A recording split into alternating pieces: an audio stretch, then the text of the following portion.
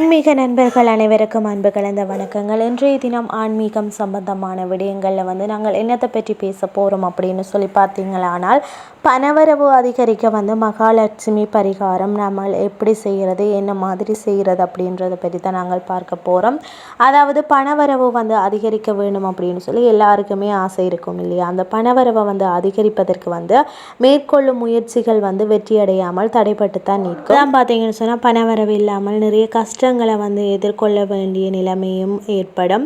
அதாவது பணவரவில் இருக்கக்கூடிய தடைகள் நீங்கி பணவரவு அதிகரிக்கிறதுக்கு நாம் என்ன வழிபாட்டை மேற்கொள்ளணும் அப்படின்றத பற்றி தான் நாங்கள் இன்றைய தினம் ஆன்மீகம் சம்பந்தமான குறிப்பில் பார்க்க போகிறோம். தொடர்ச்சியாக அந்த காணொலியை பாருங்கள்.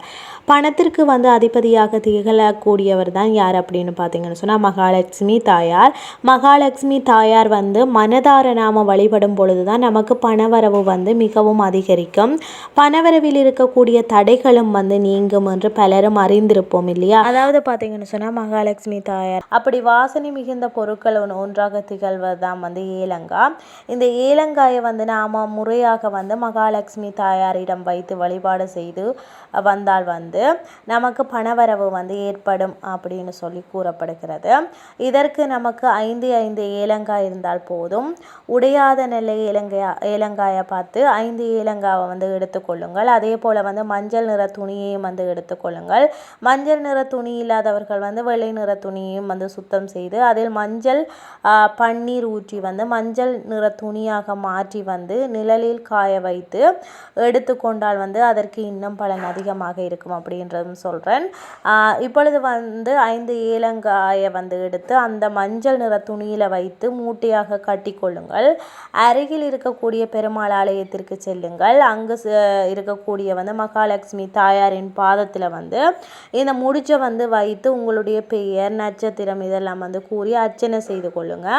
மகாலட்சுமி தாயார் மனதார வழிபாடு செய்யுங்க. இப்படி வழிபாடு செய்ததுக்கு பிறகு அந்த முடிச்சை வாங்கி கொண்டு வீட்டிற்கு வாங்கள். வீட்டிற்கு வந்த பிறகு இந்த முடிச்சை உங்களுடைய பணம் இருக்கும் இடத்துல வைத்து கொள்ளுங்கள். இப்படி வைப்பதன் மூலமாக பணவரவில் இருக்கக்கூடிய தடைகள் அனைத்தும் விலகும் என்று இந்த பணவரவு கூட அதிகரிக்கும் அப்படின்னு சொல்லியும் கூறப்படுகிறது. அதிர்ஷ்டம் ஏற்பட வேண்டும் என்று நினைப்பவர்கள் கூட இந்த முடிச்சை தங்களுடனே வைத்து கொண்டால் இந்த காரியத்துக்கு செல்வதாக இருந்தாலும் அந்த காரியத்தில் இருக்கக்கூடிய தடைகள் விலகி அதிர்ஷ்டம் ஏற்படும் அப்படின்னும் கூறப்படுகிறது. இந்த மகாலட்சுமி பணவரவு வரக்கூடிய இந்த மகாலட்சுமி பரிகாரத்தை நீங்கள் செய்தீங்க அப்படின்னு சொன்னால் நீங்களும் பயன்பெறுவீங்க அப்படின்னு கூறிக்கொண்டு மற்றும் ஒரு நிகழ்ச்சியின் வாயிலாக உங்களை சந்திக்கிறேன். நன்றி, வணக்கம்.